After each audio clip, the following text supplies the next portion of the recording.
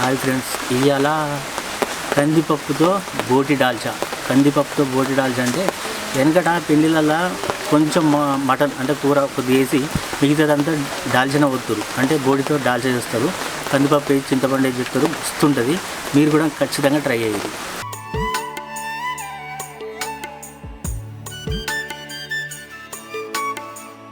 ముందుగా నూనె పోసుకోవాలి.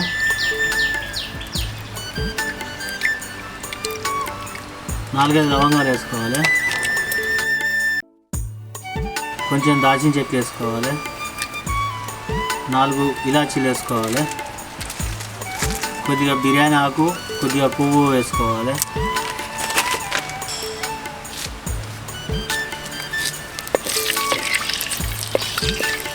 ఇవి గోలినాక ఉల్లిపాయ ముక్కలు వేసుకోవాలి. ఇట్లా ఎర్ర గోలినాక 4-5 పచ్చిమిరపకాయలు వేసుకోవాలి.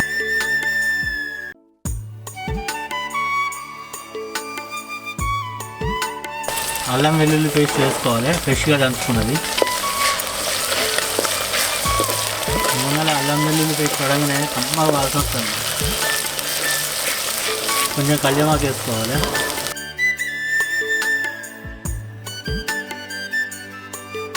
కొంచెం గోలినాక పసుపు వేసుకోవాలి.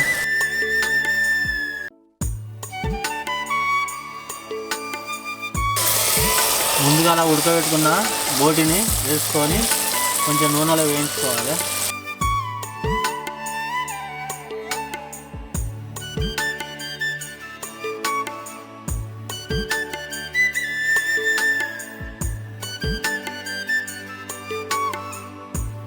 కొంచెం చింతపులుసు పోసుకోవాలి.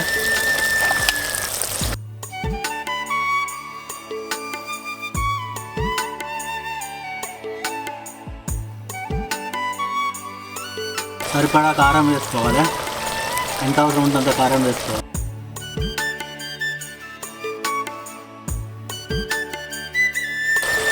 రుచికి తగ్గట్టు ఉప్పు వేసుకోవాలి.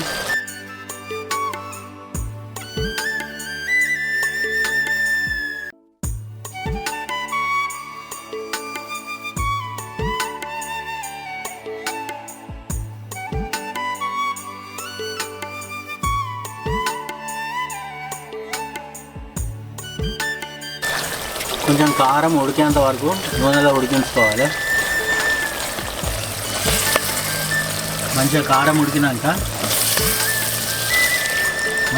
ఉడికినాక ఉడకబెట్టుకున్న కందిపప్పును వేసుకోవాలి.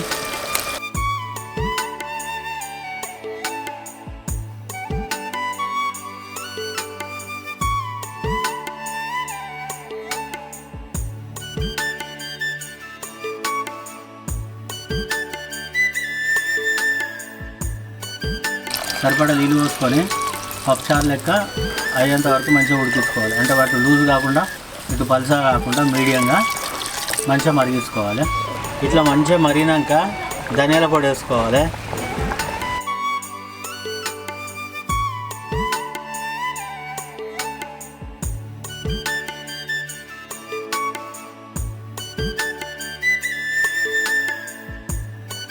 చివరిగా కొత్తిమీర ఆకు వేసుకొని దించుకుంటే ఎంతో రుచికరమైన కందిపప్పు బోటి దాల్చా రెడీ అయిపోతుంది.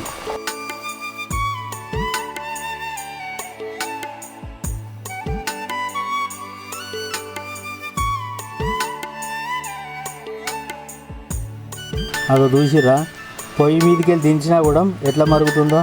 అంటే కుండలో వండుకుంటే అంత బాగుంటుంది అన్నమాట కూరలు. పొయ్యి మీదకి వెళ్ళి దించినా కూడా మస్తు మరుగుతుంది.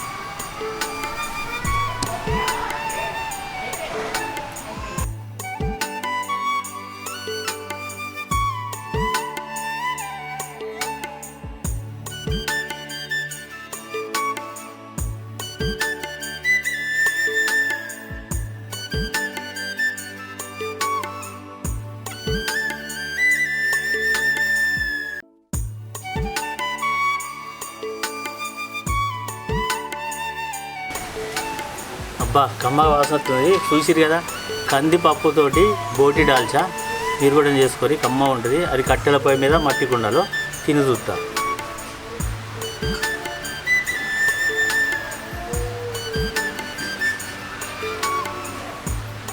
సూపర్గా ఉంది. మీరు కూడా ట్రై చేయండి.